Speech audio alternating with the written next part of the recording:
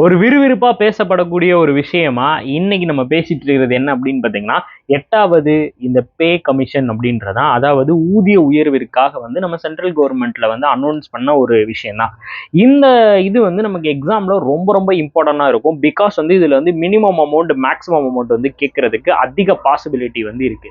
முதல்ல இந்த pay commission அப்படின்னா என்ன சார் அப்படின்னு சொல்லி பார்த்தீங்கன்னா, ஒவ்வொரு வருடமும் வந்து பார்த்தீங்கன்னா இந்த சென்ட்ரல் கவர்மெண்ட் எம்ப்ளாயிஸ்க்கு வந்து பார்த்தீங்கன்னா அவங்களுடைய சம்பளத்தில் வந்து உயர்வு வந்து ஏற்படுத்துவாங்க.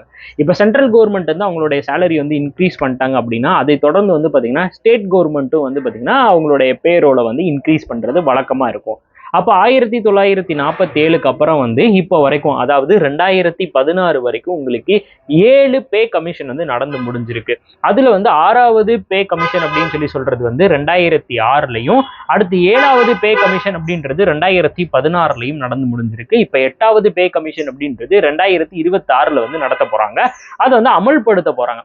அப்போ ஒரு வருடத்திற்கு முன்னாடியே நாங்க இந்த மாதிரி 2026ல நாங்க வந்து பே கமிஷன் வந்து கொண்டு வர போறோம் அப்படின்னு சொல்லிட்டு மோடி கவர்மெண்ட் வந்து அனௌன்ஸ் பண்றாங்க. இது வந்து பாத்தீங்கன்னா நம்மளுடைய இன்ஃபர்மேஷன் அண்ட் போட்காஸ்டிங் மினிஸ்டர், அதாவது தகவல் தொடர்பு மினிஸ்டர் அஸ்வினி வைஷ்ணவ் தான் இதை வந்து அறிவிக்கிறாரு. ஓகேங்களா? இப்போ இதுல முக்கியமா நம்ம என்ன சார் தெரிஞ்சுக்கணும் அப்படின்னு சொல்லி பாத்தீங்கன்னா, இப்போ இதுல வந்து ஹைப்லாம் எவ்வளவு சார் இருக்கும் அப்படின்னு பாத்தீங்கன்னா, கிட்டத்தட்ட 104% வரைக்கும் வந்து ஊதியங்கள் வந்து உயர்த்தப்படலாம் அப்படின்ற ஒரு அறிக்கையை வந்து வெளியிட்டு இருக்காங்க. அப்போ இந்த இதுல வந்து நமக்கு எந்த இதெல்லாம் வரும்? ஃபர்ஸ்ட் வந்து பாத்தீங்கன்னா பே ரோல் வந்து இன்க்ரீஸ் ஆகும். நெக்ஸ்ட் வந்து பாத்தீங்கன்னா இந்த பென்ஷன் சொல்லுவாங்க பாத்தீங்களா, அதுலயும் வந்து ஒரு சில இம்ப்ரூவ்மெண்ட் வந்து இருக்கும். இப்போ வந்து பாத்தீங்கன்னா நமக்கு பென்ஷன் வந்து கிடையாது, பட் ஆனால் செட்டில்மெண்ட் அமௌண்ட் கொடுப்பாங்கல்ல, அதுல கொஞ்சம் இன்க்ரிமெண்ட் வரதுக்கான பாசிபிள் இருக்கு. அப்போ இதுல வந்து பாத்தீங்கன்னா இதுக்கு முன்னாடி வரைக்கும் எவ்வளவு சார் மினிமம் அமௌண்ட்டை வந்து இன்க்ரீஸ் பண்ணிருக்கிறாங்க, நோட் பண்ணிக்கோங்க. மினிமம் அமௌண்ட், அதாவது 6வது ஃபினான்ஸ் கமிஷன்ல 7,000 ரூபாய் பர் மந்த் இருந்ததை 7வது ஃபினான்ஸ் கமிஷன்ல 18,000 பர் மந்த்தா வந்து இன்க்ரீஸ் பண்ணியிருக்கிறாங்க. இது முக்கியமானது மினிமம் அமௌண்ட். இப்போ அதே மாதிரி வந்து பாத்தீங்கன்னா மேக்சிமம் அமௌண்ட் நான் சொல்லிடுறேன். இப்போ அதே இது மேக்சிமம் அமௌண்ட் எவ்வளோ அப்படின்னு பார்த்தீங்கன்னா 80,000 பர் மந்த்ல இருந்ததை 2,50,000 ரூபாய் பர் மந்த் அப்படின்றது தான் வந்து பார்த்தீங்கன்னா டாப்ல வந்து போயிருக்கு. புரியுதா? 80,000 இருந்தது 2,50,000 ரூபாய் உயர்த்தினது தான் மேக்சிமமா உயர்த்தப்பட்ட ஒரு அமௌண்ட். இப்போ அதுவே நீங்க வந்து பென்ஷன் அப்படின்னு சொல்லி நீங்க பாக்குறச்ச, பென்ஷனுக்கு வந்து எவ்வளவு சார் இது வரைக்கும் வந்து இன்க்ரீஸ் பண்ணிருக்காங்க, மேக்சிமம் எவ்வளவு சார் இன்க்ரீஸ் பண்ணிக்கிறாங்க அப்படின்னு பாத்தீங்கன்னா 9,000 ரூபாய் வரைக்கும் 7வது ஃபினான்ஸ் கமிஷன்ல வந்து இன்க்ரீஸ் பண்ணிருக்காங்க.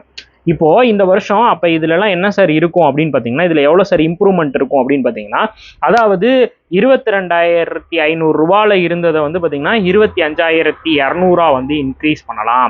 இது வந்து பாத்தீங்கன்னா பென்ஷனுக்கு அந்த 9,000 ரூபாய் இம்ப்ரூவ்மெண்ட் பண்ணதுக்கு பிறகு. இப்போ அதே மாதிரி இது நான் சொன்ன மாதிரி பாத்தீங்கன்னா இந்த government employee are expected to increase by எவ்வளவு அப்படின்னா 186% வந்து அதிகமான உயர்வுகளை வந்து பெறலாம் அப்படின்னு சொல்லி அறிவிச்சிருக்காங்க. இதுல ஒரு முக்கியமான ஒரு ஃபேக்டர் நம்ம வந்து புரிஞ்சுக்கணும். அதாவது என்ன அப்படின்னா ஃபிட்மெண்ட் ஃபேக்டர் அப்படின்றது. இது ஃபிட்மெண்ட் ஃபேக்டர் வந்து எவ்வளவு சார் ரைஸ் ஆக போகுது அப்படின்னு பாத்தீங்கன்னா, அதாவது நான் சொல்றது 2006ல வந்து பாத்தீங்கன்னா 1.86 டைம்ஸ் ஆஃப் பேசிக் பேல வந்து இருந்தது வந்து பாத்தீங்கன்னா 2016ல 2.75 டைம்ஸ் ஆஃப் பேசிக் பேயா வந்து உயர்ந்திருக்கு. இது இந்த தடவை வந்து இன்னும் வந்து அதிகமாகலாம் அப்படின்னு சொல்லி சொல்றாங்க.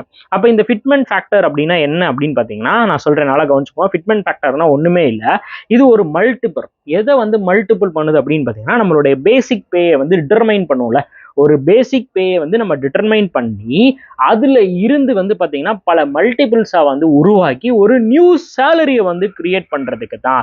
அப்ப இந்த 7வது ஃபினான்ஸ் வந்துருச்சு. இந்த 7வது பே கமிஷன் படி பாத்தீங்கன்னா 2.57% இது வந்து இருந்திருக்கு. அப்ப இதுலடைய அது எவ்வளவு அளவு இன்க்ரீஸ் பண்ணப்பட்டிருக்குன்னு பாருங்க. 7,000 ரூபாய் இன்க்ரிமெண்ட் இருந்தது, இந்த 2.75 டைம்ஸ் வந்து அதிகப்படுத்தும் போது எவ்வளவு ரூபாயா இருக்கும் அப்படின்னு பாத்தீங்கன்னா 18,000 வந்து உயர்ந்திருக்கும். இதுதாங்க நார்மல். புரியுதா? இப்ப நான் வந்து 7,000 ரூபாய் நான் இன்க்ரிமெண்ட் வந்து கொடுக்குற இடத்துல இந்த ஃபிட்மெண்ட் ஃபேக்டர் படி பாத்தீங்கன்னா 2.75 நான் இன்க்ரீஸ் பண்ணணும், டைம்ஸ் இன்க்ரீஸ் பண்ணணும். அப்ப இந்த 7,000 ரூபாய் இன்க்ரிமெண்ட் பண்ண வேண்டிய இடத்துல நான் எவ்வளவு ரூபாய் இன்க்ரிமெண்ட் பண்ணிருப்பேன் அப்படின்னு பாத்தீங்கன்னா 18,000 ரூபாய் வந்து இன்க்ரிமெண்ட் பண்ணிருப்பேன். இதுதான் நார்மலா வந்து இந்த ஃபினான்ஸ் கமிஷன்ல வந்து இவங்க வந்து கொடுத்திருக்கக்கூடிய ஒரு அறிக்கை மக்களே. ஸோ இதுதான் வந்து நடைமுறைப்படுத்த போறாங்க.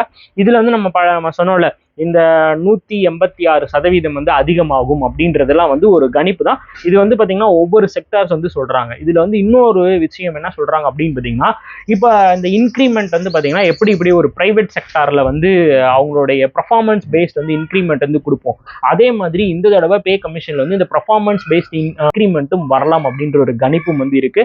இன்க்ரிமெண்ட் வந்து பார்த்தீங்கன்னா 20% வந்து 30% வரைக்கும் இருக்கலாம் அப்படின்ற ஒரு கணிப்பும் வந்து வெளியிட்டு இருக்காங்க. ஸோ நீங்க எல்லாருமே இந்தியாவோட ஃபினான்ஸ் செக்ரட்டரி யாரு கமெண்ட்ல வந்து போட்டு விடுங்க. இந்த வீடியோ நிறைய பேருக்கு ஷேர் பண்ணுங்க. தேங்க்யூ.